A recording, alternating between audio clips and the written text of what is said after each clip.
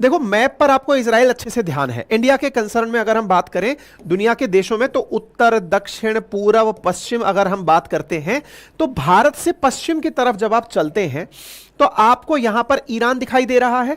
Iran से भी पश्चिम की तरफ चलते हैं तो आपको यहां पर इजराइल दिखाई देता है। अब इजराइल तो प्रॉपरली आप लोगों ने बेहतर तरीके से समझ लिया है, इन दोनों के कोई भी बॉर्डर शेयर नहीं होते हैं। ईरान इजराइल दोनों अलग अलग, ना हमारे इंडिया के ईरान से होते, ना ईरान के इजराइल से होते, लेकिन ये तीनों आई वाले देश कनेक्टेड जरूर है किसी ना किसी तरीके से। इजराइल और ईरान के बीच में संघर्ष को और बेहतर तरीके से समझे तो आप यहां समझिए कि ये लगभग मुस्लिम वर्ल्ड कंट्री है जो आपको मैप पर इस समय दिखाई दे रही है। इन मुस्लिम वर्ल्ड कंट्रीज में भी कंट्रीज शिया और सुन्नियों में बटी हुई है। जहां ईरान अपने आप को शिया मुसलमानों का मसीहा मानता है, वहीं सऊदी अरब अपने आप को सुन्नियों का हीरो मानता है। शिया सुन्नी का विवाद मैंने कई बार पहले भी डील किया है। ईरान, यही कारण है कि इजराइल में शियाओं का प्रभुत्व अब वो कैसे स्थापित होगा उसकी तरफ मैं लेकर चलता हूं। फिलहाल के लिए ईरान हो या सऊदी अरब हो, दोनों का ही दुश्मन रहा है इजराइल। इसके पीछे का कारण क्या है? क्योंकि इजराइल ने यहां पर फिलिस्तीन को हटाकर अपना देश बनाया है। फिलिस्तीन को हटाकर इजराइल ने अपने आप को जब स्थापित किया है तो सारे मुस्लिम वर्ल्ड ने, जो कि इतनी बड़ी संख्या में आपको दिख रहे हैं, इन्होंने अपनी टेरिटरी में किसी और देश का घुसना पसंद नहीं किया। इसलिए संयुक्त रूप से सबका दुश्मन इजराइल है। एक इत्तू सा देश जो आपको मैप पर दिखाई दे रहा है, इसके लिए ईरान अगेंस्ट में कंप्लीटली खड़ा हुआ है। कैसे खड़ा हुआ है इसका अंदाजा मैं आपको बताऊं, लेकिन उससे पहले एक तस्वीर दिखा देता हूं।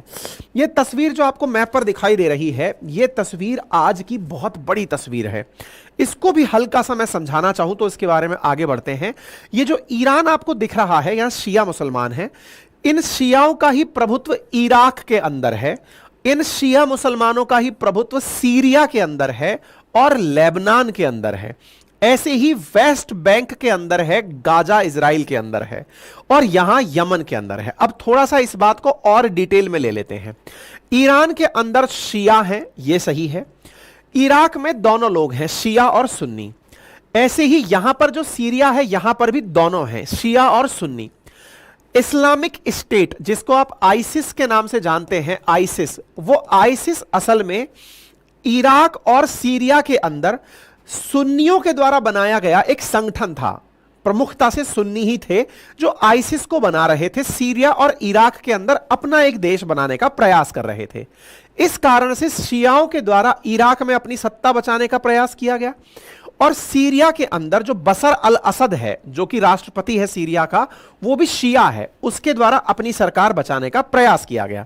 फिलहाल हम सीरिया पर आते हैं। सीरिया के साथ साथ यहां लेबनान भी देख सकते हैं जो इजराइल से जुड़ा हुआ है। लेबनान में एक आतंकी संगठन है जिसका नाम है हिजबुल्ला, वो भी शिया आतंकी संगठन है। हालांकि जो ये गाजा पट्टी में बैठा हुआ हमास है, ये है सुन्नी संगठन, लेकिन अपने हितों की रखवाले के लिए ईरान ने सुन्नियों की सहायता की थी, यहां पर हमास की सहायता करके। वो मैंने कई बार बताया, फिर भी बताऊंगा। आगे बढ़ते हैं। चूंकि आज का मुद्दा सीरिया पर टिका है, इसलिए एक बार सीरिया पर चलते हैं। तो देखिए, सीरिया का बॉर्डर टच होता है इजराइल के साथ में। ये जो सीरिया का इजराइल के साथ बॉर्डर टच होता है, जिस जगह पर टच होता है उस जगह का नाम है गोलन हाइट। गोलन हाइट एक पहाड़ जैसी जगह है जहां पर जाकर आप सीरिया में नजरें डाल के देख सकते हो, यानी दूरबीन लगा के देखो तो सीरिया की राजधानी दमस्कस आपको दूर से दिखाई दे जाती है कि वो रहा दमस्कस। ठीक है। सीरिया में जो राष्ट्रपति बशर अल असद है, वो है शिया मुसलमान, और वहां पर जब आइसिस ने अपना प्रभाव बनाना शुरू किया था, तो आइसिस के प्रभाव को मिटाने के लिए ईरान ने बशर अल असद की मदद की थी। आइसिस का अब कोई प्रभाव है नहीं, तो बशर अल असद जो शिया हैं, उनकी सरकार को बचाए रखने में ईरान का बहुत महत्व था। ईरान का जो यह महत्व है, यही कारण है कि सीरिया में ईरान की बड़ी प्रेजेंस है। कितनी प्रेजेंस है, किसकी प्रेजेंस है, वो भी मैं बताऊंगा, लेकिन थोड़ा सा इतिहास को और सुन लीजिए। सीरिया में सरकार को बचाए रखने में, बशर अल असद की सरकार को बचाने में रूस ने भी मदद की थी। यानी बशर अल असद को जो वेपन दिए थे आधुनिक, वो रूस ने दिए थे। तो रूस ईरान और सीरिया का बशर अल असद, ये एक तरह से एक प्रभावी रूप से यूनिट बन गए थे। ठीक है, अच्छा, बड़ा ही घालमेल प्रकार का व्यवहार है, लेकिन फिलहाल के लिए फोकस और बढ़ाते हैं। ये मैं सब बातें क्यों बता रहा हूं, क्योंकि जब मैं आपको यह तस्वीर दिखाता हूं तो यह तस्वीर आपके दिमाग में एकदम स्ट्राइक करे कि यह तस्वीर कहां की है, तो आंसर है यह तस्वीर सीरिया की है। इस सीरिया में क्या हुआ है, इस सीरिया की राजधानी दमस्कस में ईरान का जो कॉन्सुलेट था, कॉन्सुलेट मतलब वाणिज्यिक दूतावास था, उस पर गोलन हाइट से, यही वाला गोलन हाइट जहां पर इजराइल के साथ बॉर्डर टच हो रहा है, यहां से 1 तारीख के दिन F-35 फाइटर जेट से उड़कर गोला दागा गया। 1 अप्रैल को दागे गए इस गोले की तस्वीरें आपके सामने हैं। इंटरेस्टिंग खबर देखें तो यहां पर आपको दोनों तरफ 2 बिल्डिंग्स और दिख रही हैं। ये जो एक तरफ की बिल्डिंग दिख रही है, ये ईरान की एम्बेसी है, और ये कॉन्सुलेट में आग लगी हुई है, और ये कनाडा की एम्बेसी है। 2 एम्बेसियों के बीच में कॉन्सुलेट है, उसको धधका दिया गया। F-35 फाइटर जेट ने आकर एक्यूरेट गोले मारे, लगभग 7 ईरानियन बड़े टॉप ऑफिशियल्स मारे गए, जिनमें से 2 ब्रिगेडियर जनरल रैंक के आदमी थे। यह घटना 1 अप्रैल की है, जो मैं आप लोगों को यहां बता रहा हूं। इसका मतलब 1 अप्रैल की घटना का जो चित्र आप देख रहे हैं, उसे समझने के लिए आपको थोड़ा सा और मतलब मेरे साथ में आगे मतलब वो करना पड़ेगा और आगे बढ़ना पड़ेगा। ठीक है ना, अभी वॉइस वगैरह सब ठीक आ रही।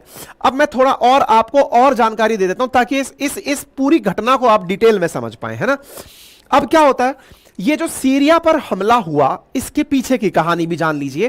तो मैंने आपसे कहा कि ईरान सीरिया में कर क्या रहा है, यानी ईरान के लोग सीरिया में कर क्या रहे हैं। देखिए, दुनिया भर में जिनके साथ भी बायलैटरल रिलेशंस होते हैं, उनकी एम्बेसी, और जिनके साथ व्यापार होता है, उनके साथ वाणिज्यिक दूतावास, जिन्हें कॉन्सुलेट कहा जाता है, वो खोले जाते हैं।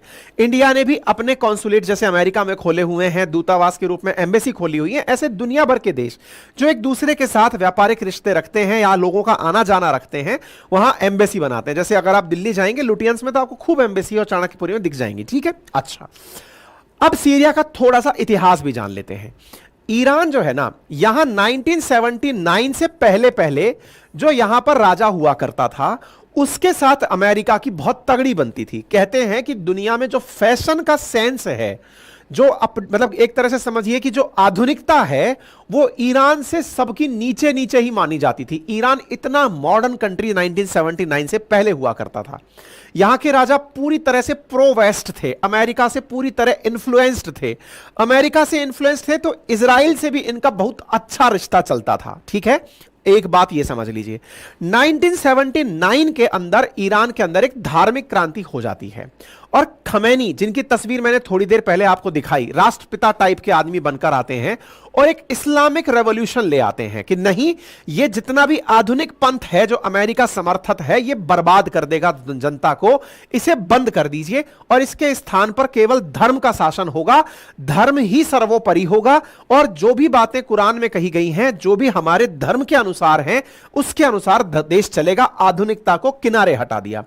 ईरान में हुई इस धार्मिक क्रांति का बहुत बड़ा नुकसान अमेरिका को हुआ, क्योंकि अमेरिका समर्थक एक देश अचानक, आप इसकी कल्पना ऐसे करिए, आज अगर मैं ये कहूं कि भारत में क्रांति हो जाए और क्रांति होते ही अमेरिका समर्थित सारी चीजें बैन हो जाएं। उदाहरण के लिए, जिस पर आप मुझे सुन रहे हैं, ये अमेरिकी प्रोडक्ट है। जिस मोबाइल से मैं आपको देखता हूं, वो एक अमेरिकी प्रोडक्ट है। इसी प्रकार से आप जो गूगल कर रहे हैं, आप जो फेसबुक कर रहे हैं, आप जो जीमेल यूज कर रहे हैं, आप जो ट्विटर यूज कर रहे हैं, आप जो मैगडी खा रहे हैं, Pepsi, Coca Cola, Burger King, जो भी आप यूज कर रहे हैं, ये मैक्सिमम चीजें अमेरिकन हैं। आप विचार कीजिए, एकदम ये सब बंद हो जाएं तो आपने दूसरे देश की इकोनॉमी को बड़ा नुकसान पहुंचा दिया और आप खुद का कुछ बनाने निकल पड़ेंगे। ऐसी क्रांति हुई थी ईरान के अंदर। ईरान की इस धार्मिक क्रांति ने ईरान को बहुत कट्टर बना दिया और अमेरिका समर्थकों के खिलाफ कर दिया। ईरान का अमेरिका के खिलाफ होने की एक बड़ी वजह में यह भी बताया गया कि आपने अमेरिका के अंदर होते हुए इजराइल का साथ दिया और इजराइल को फिलिस्तीन को भगाने में एक तरह से कहिए कि पावरफुल बनाया। इजराइल और फिलिस्तीन की जो नजदीकी है ना, इसके इजराइल और फिलिस्तीन का जो संघर्ष है, इसमें अमेरिका का इजराइल के नजदीक होना ही ईरान को इजराइल के खिलाफ कर दिया। इसका एक पॉइंट में आंसर यह जान लीजिए कि जब यह धार्मिक क्रांति हुई तो इजराइल की जो एम्बेसी ईरान में हुआ करती थी उसे रातों रात फिलिस्तीन को दे दिया गया और कहा कि हमारे देश में इजरायली दूतावास ही नहीं होगा, और ईरान ने अपने यहां के दूतावास को बंद करवा दिया। जैसे तैसे 25 से 30 इजरायली नागरिक जान बचाकर भागे और फिलिस्तीन को वो एम्बेसी मिल गई। आप इससे अंदाजा लगाइए, यानी ईरान की जो प्राथमिकताएं हैं ना, उसमें फिलिस्तीन का समर्थन उसकी पहली प्राथमिकता है कि हम फिलिस्तीन के लिए संघर्ष करते रहेंगे। तो ईरान की और इजराइल की जो कट्टरता है वो आज की नहीं है, 1979 से चली आ रही है। इसमें समय समय पर इन लोगों का आमना सामना होता रहा है। अमेरिका की तो दुखती नब्ज है क्योंकि उसका व्यापार छीन लिया। इजराइल एक प्रकार से समझिए कि अमेरिका का सैनिक अड्डा है। इजराइल के अंदर अमेरिका खूब सारा माल और वेपन भेजता है ताकि इन गल्फ कंट्रीज को कभी भी टारगेट किया जा सके।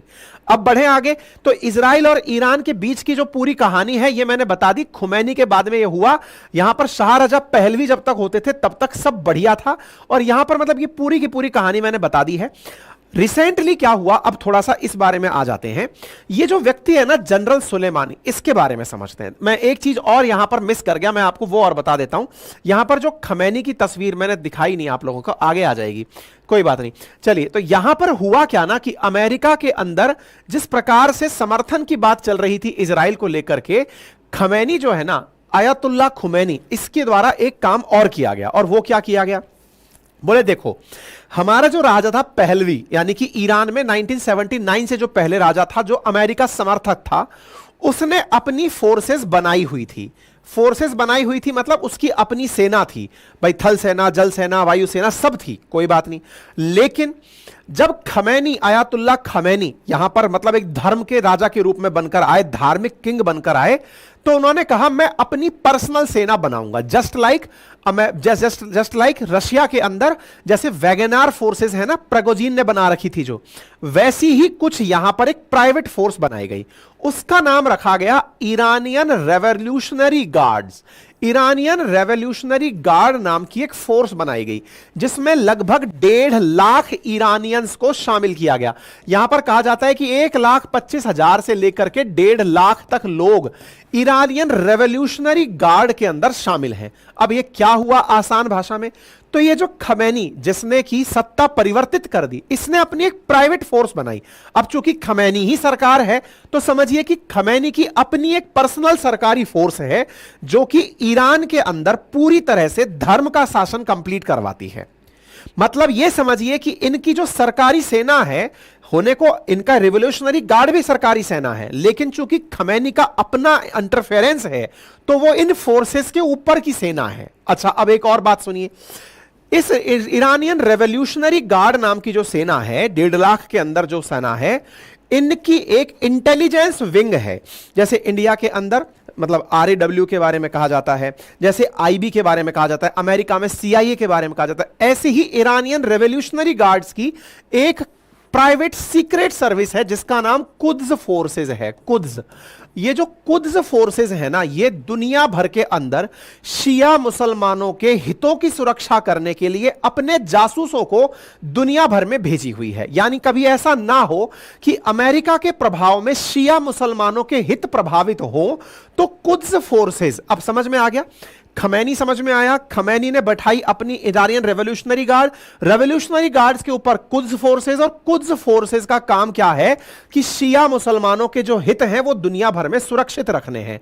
मतलब यह समझिए कि बशर अल असद की सीरिया में सरकार बचानी थी तो कुद्स फोर्सेज ने ही बशर अल असद को पूरी जानकारी दी थी कि तुम्हारे खिलाफ आईसिस क्या कर रहा है। जब सीरिया में संघर्ष चला तो कुद्स फोर्सेज यहां पर बहुत जबरदस्त तरीके से सीरिया के काम आई।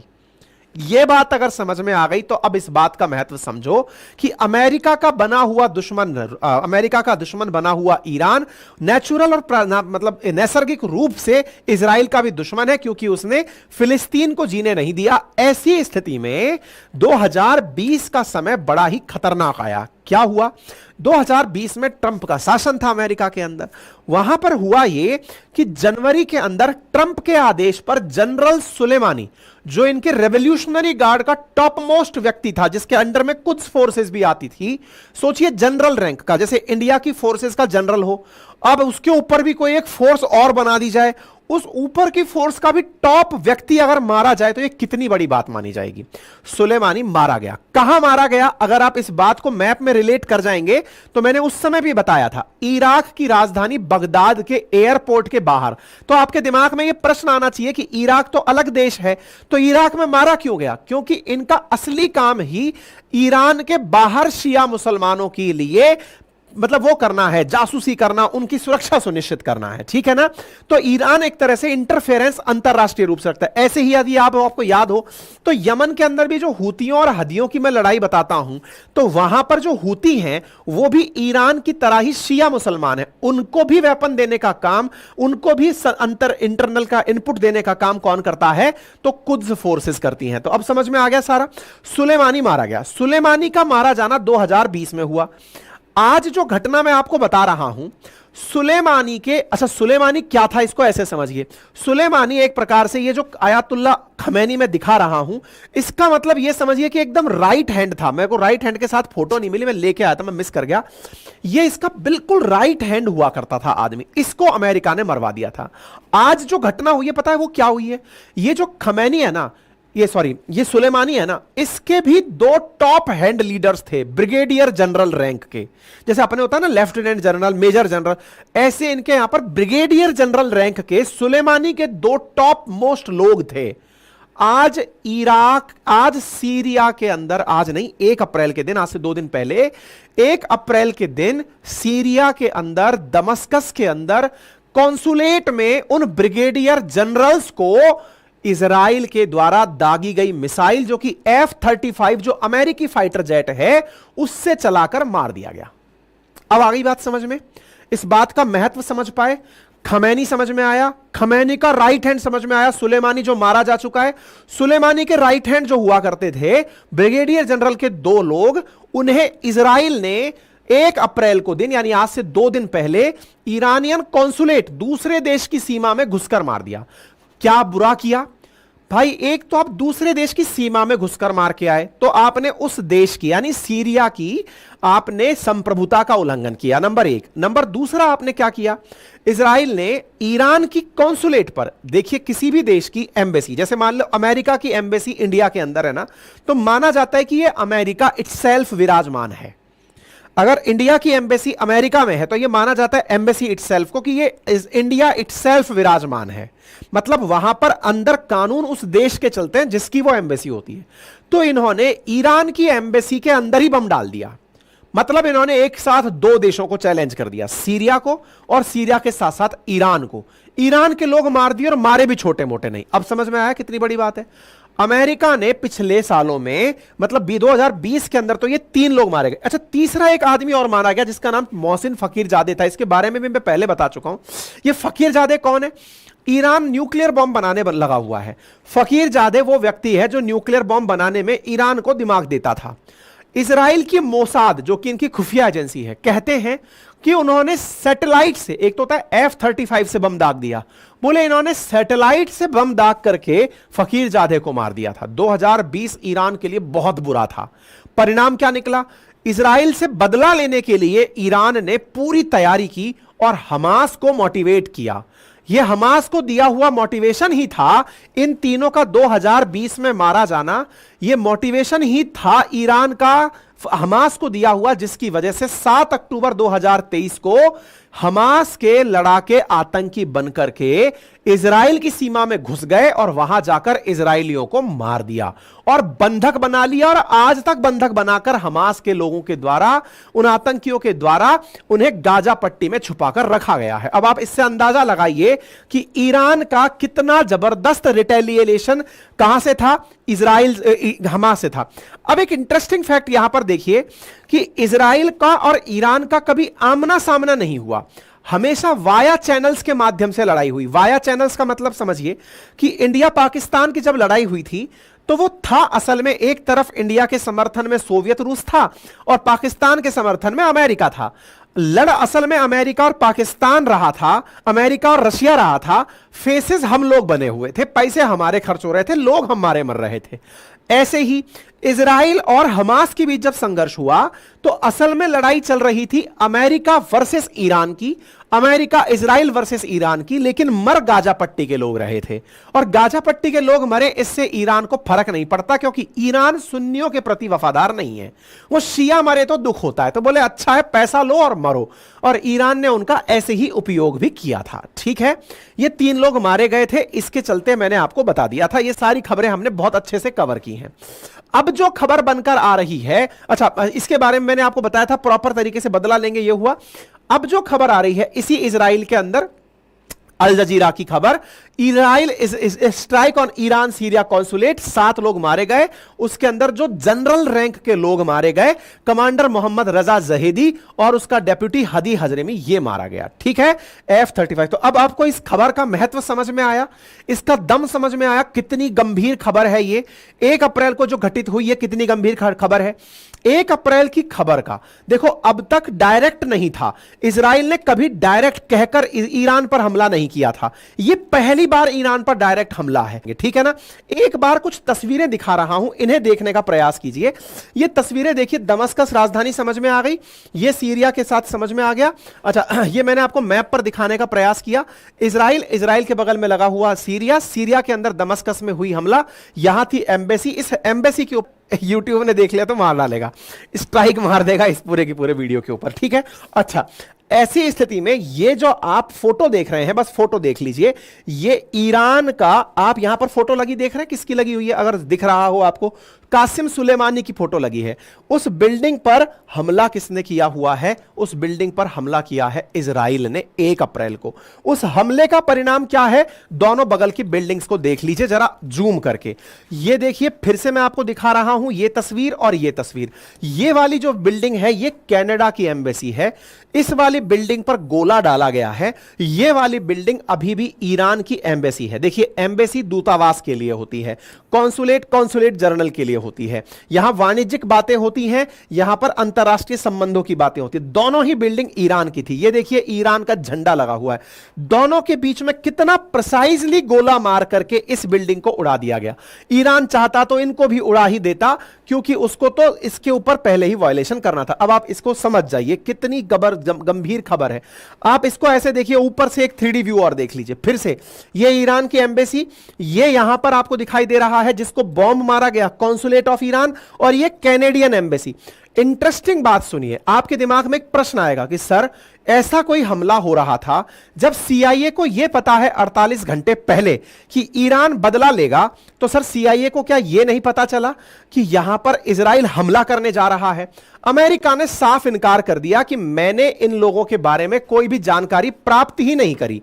किससे जानकारी प्राप्त नहीं करी, बोले इजराइल ने हमें बताया ही नहीं था कि वो इन लोगों को मारने जा रहा है, बिना बताए मार दिया। ये देख लीजिए, खमैनी के साथ में सुलेमानी, और सुलेमानी के ये दोनों राइट हैंड मारे जा चुके, एक एक करके जो टॉप लीडरशिप है उन्हें मारा जा रहा है। ये सारा इतिहास मैं आपको बता चुका हूं जो मैंने अभी बताया।